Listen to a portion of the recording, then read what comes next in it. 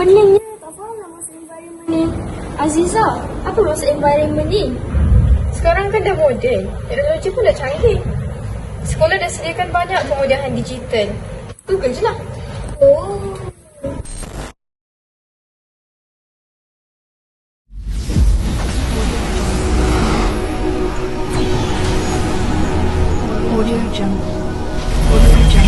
Pendidikan digital dalam menangani isu beg berat dalam kalangan murid sekolah bagi menjayakan dasar pendidikan digital DPD. Dalam usaha meningkatkan mutu pendidikan, kursus pelajaran dalam bentuk digital. Lahirkan generasi fasih digital berdaya saing.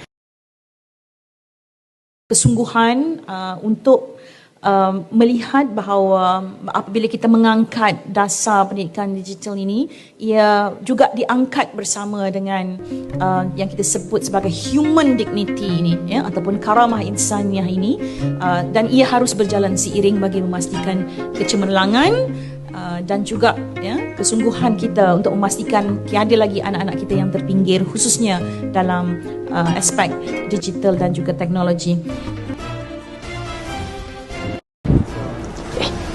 Hai, Assalamualaikum dan salam sejahtera. Saya Wartawan Putri dan saya Wartawan Syafiqah dari TVPSS Pahebat SMK Puncak Alam 3. Setia bersama kami dalam menerokai SMK Puncak Alam 3 yang mengaplikasikan bahan digital untuk memperkasakan pendidikan.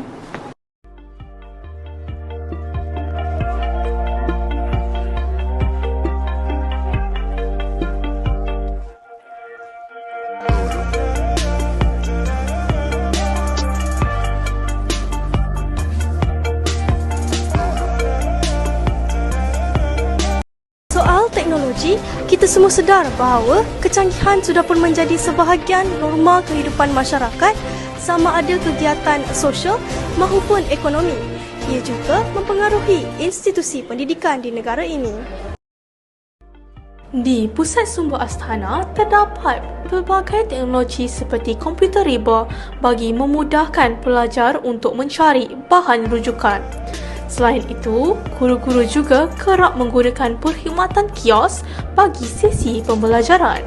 Di sini juga terdapat bilik penyuntingan bagi kru-kru TVPSS untuk menyelesaikan tugasan mereka.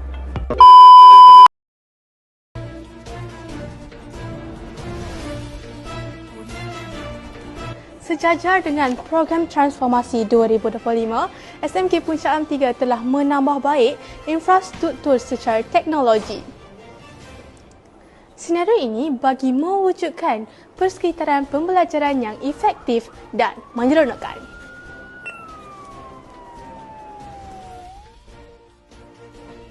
Di sini juga terdapat rak buku secara maya bagi memudahkan para guru serta murid untuk mencari bahan bacaan.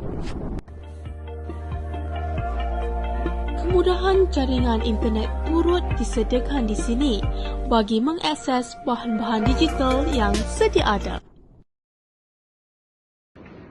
Selain Pusat Sumber Astana, sesetengah kelas-kelas PPKI juga menyediakan perkhidmatan kios dan juga perkhidmatan bilik penyuntingan. Terima kasih kerana sudi bersama kami sehingga hujungnya. Nantikan episod yang akan datang. Sekian saja daripada kami. Saya Wartawan Putri dan saya Wartawan Syafiqah dari TVPSS Pahebat SMK Puncak Alam 3.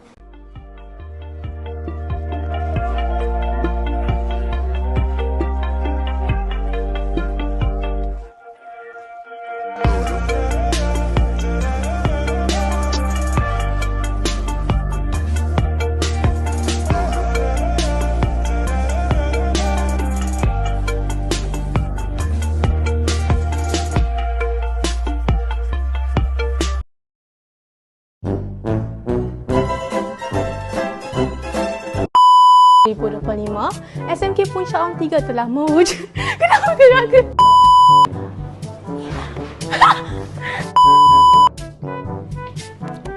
Laptop dah tinggal.